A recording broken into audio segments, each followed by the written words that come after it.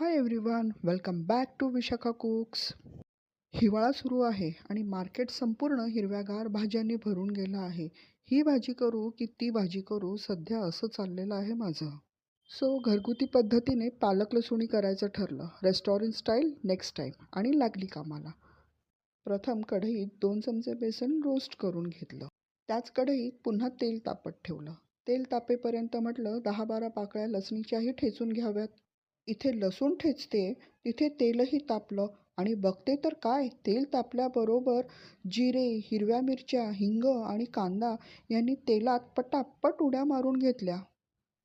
इथे या सगळ्यांना परतवते तेवढ्यात लसूण म्हणाला, "अगं, मला ठेचून ठेवलंयस, मला टाकायला विसरलीस. माझ्याशिवाय तुझ्या भाजीला चवच नाही." म्हटलं, "हो, बरोबरच आहे."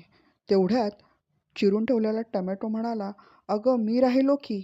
मी म्हटलं, "या महाराज, तुम्हीही उडी मारा." टमॅटो सॉफ्ट होण्यासाठी त्यावर टाकली थोडी हळद, मीठ आणि अर्धा चमचा लाल तिखट आणि छान तेल सुटेपर्यंत ह्यांना परतवून घेतलं. सगळे शांत झाले. स्वच्छ धुवून चिरून ठेवलेला पालक म्हणाला, "मी उत्सव मूर्ती, माझा टर्न कधी?" मी म्हटलं, "आता तुमचाच टर्न. या, तुम्हीही पटकन उडी मारा." सगळ्यांना छान शिजवून घेतलं झाकण ठेवून. दबक्या आवाजात साखर म्हणाली, "कोणी उग्र, कोणी अतिउग्र, कोणी आंबट. ह्यांच्या स्वभावात गोडी आणायला आणि स्वभाव बॅलन्स करायला मी पण येते." सगळ्यांना एकजीव करायला, बांधून ठेवायला बेसन पण आले आणि सोबत क्रंचीनेस वाढवायला शेंगदाणा कुटाने पण उडी मारली.